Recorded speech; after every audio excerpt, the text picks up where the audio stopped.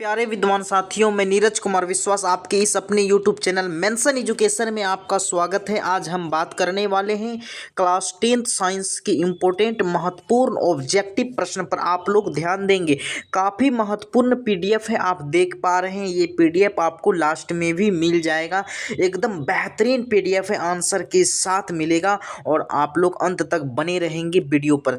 तो चलिए, पहला नंबर क्वेश्चन कर रहा है, मानव नेत्र में कौन सा लेंस लगा रहता है।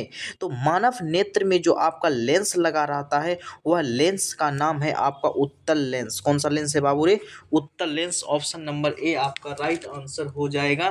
कौन सा लेंस? उत्तल lens. A is right answer हो जाएगा।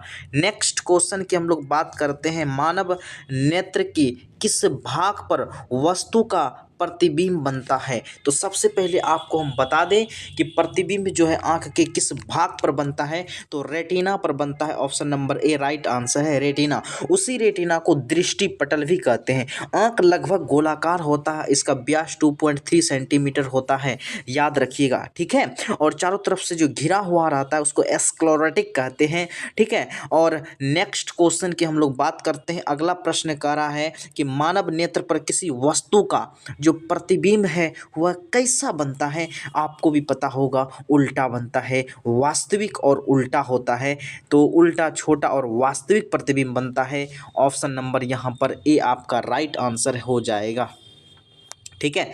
नेक्स्ट क्वेश्चन की ओर हम लोग बात करते हैं। अगला प्रश्न कर रहा है, नेत्रदान में किसका दान दिया जाता है। आप लोग सोचते हैं नेत्रदान मतलब आंख खोल के दूसरे की आंखों में प्रत्यारोपित कर दिया जाता है, ऐसा नहीं होता है बाबू।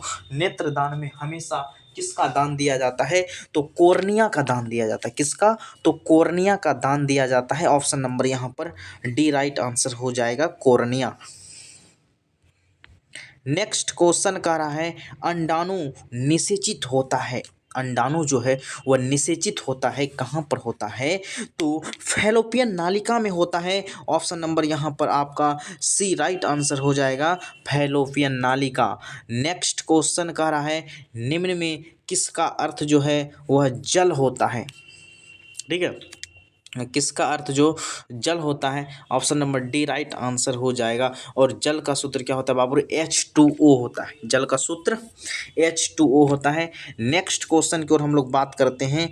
अगला प्रश्न कह रहा है, प्रकाश किस रंग का तरंग दैर्ध्य सबसे अधिक होता है। किस रंग का तरंग दैर्ध्य जो अधिक होता है वह होगा लाल रंग का तरंग दैर्ध्य अधिक होता है, और लाल रंग का प्रकीर्णन उतना ही कम होता है। जिसका तरंग दैर्ध्य जितना अधिक होगा उसका प्रकीर्णन उतना ही कम होगा, वह उतना ही कम छिद्रेगा, याद रखिएगा बाबू। Option number C right answer हो जाएगा।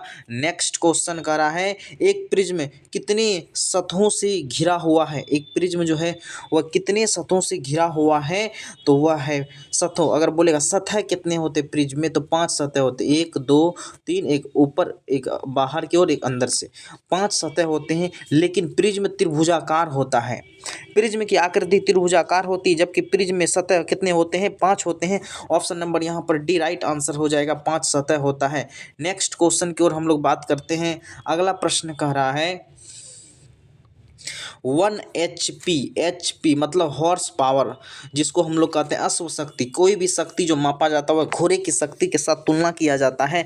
तो 1 HP जो है कितने वाट के बराबर होता है, तो 746 वाट होता है। 1 HP में 746 वाट होता है, और शक्ति का ऐसा ही मात्रक वाट होता है, और अश्व शक्ति घोड़े का मात्रक को बताया जाता है इसमें, है कि नहीं। तो 746 वाट होता है 1 HP का। हाफ HP बोलेंगे तो उसको आधा कर दीजिएगा, 2 से भाग लगा दीजिएगा तो हाफ HP हो जाएगा, है ना। 10 नंबर प्रश्न कर रहा है, निम्न में से कौन सा पदार्थ लेंस बनाने के लिए प्रयुक्त नहीं किया जा सकता है। तो सबसे पहले लेंस बनाने का प्रयुक्त कौन कौन होते हैं? जल होते हैं, कांच होते हैं, प्लास्टिक होते हैं। लेकिन क्या मिट्टी पारदर्शी माध्यम है? नहीं, मिट्टी धुंधला है ना, अगर थोड़ा सा कहीं आ जाता है तो दिखाई नहीं पड़ता है फेस, इसीलिए जो है लेंस पारदर्शी माध्यम होना चाहिए। इसीलिए ऑप्शन नंबर यहाँ पर आपका डी राइट आंसर हो जाएगा। नेक्स्ट क्वेश्चन की बात करते हैं। अगला प्रश्न कर, निम्नलिखित में से कौन विभवांतर का एसआई मात्रक होता है। तो विभवांतर का एसआई मात्रक जो होता है वो वोल्ट होता है। क्या होता है बाबू रे? वोल्ट होता है। विभव का एसआई मात्रक भी क्या होता है? वोल्ट होता है। विद्युत वाहक बल्ब का मात्रक भी होता है वोल्ट होता है। तीनों का मात्रक वोल्ट होता है। विभव, विभवांतर, विद्युत वाहक बल्ब और विद्युत धारा का मात्रक जो होता है वह एम्पियर होता है। याद रखिएगा, करंट का मात्रक एम्पियर होता है।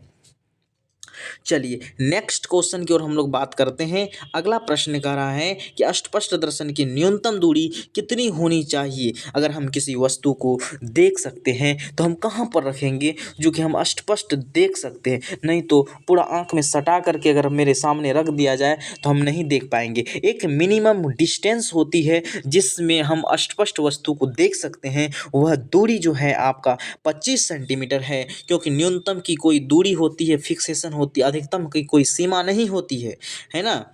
ठीक है। अस्पष्ट देखने की दूरी, दूर बिंदु कितनी होती, दूर मतलब हम दूर चीज़ों को कितना जो है मीटर पर देख सकते हैं, तो वह उसकी कोई फिक्सेशन नहीं होती है। क्योंकि आपके आँख जहाँ तक जाएगा, आपकी आँख की क्षमता जितनी अधिक होगी आप उतना दूर दूर भी देख सकते हैं चीज़ों को। तो अनंत होगा। Option number D right answer होगा, अनंत होता है। ठीक है।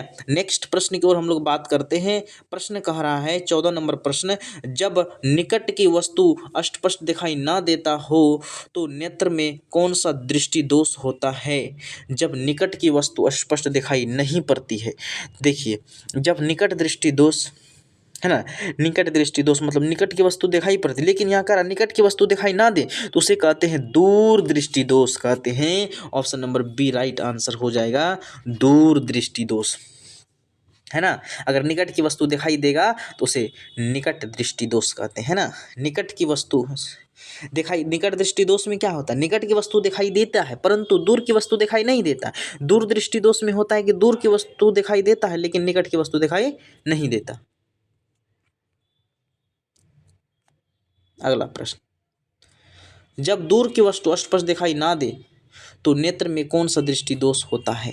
जब दूर की वस्तु स्पष्ट दिखाई ना दे, क्या कह रहा है, देखिए दूर दृष्टि दोष में दूर की वस्तु दिखाई देती है लेकिन यहाँ क्या कर रहा है, दूर की वस्तु दिखाई नहीं देती है तो निकट दृष्टि दोष होगा। Option number A right answer हो जाएगा, निकट दृष्टि दोष।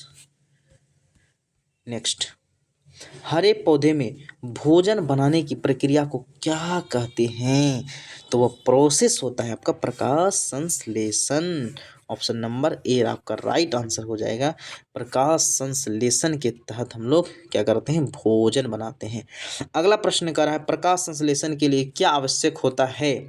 तो प्रकाश संश्लेषण के लिए आपका क्लोरोफिल चाहिए, कार्बन डाइऑक्साइड चाहिए, सूर्य का प्रकाश चाहिए। इनमें से ये सभी चीज़ों की आवश्यकता होती है, तभी प्रकाश संश्लेषण की क्रिया संपन्न होती है।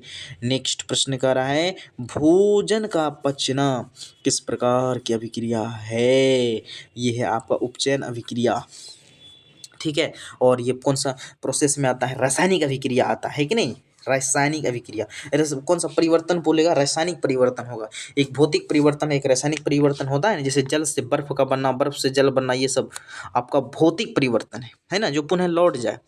जैसे जल से बर्फ बनाए फिर उस बर्फ से को हम पिघला करके जल बना सकते हैं ना, तो ये सब प्रोसेस आपका भौतिक में होगा। लेकिन भोजन पच गया है फिर आप भोजन बनाइएगा, है ना, फिर आपको वही पचा हुआ भोजन से भोजन बनेगा नहीं।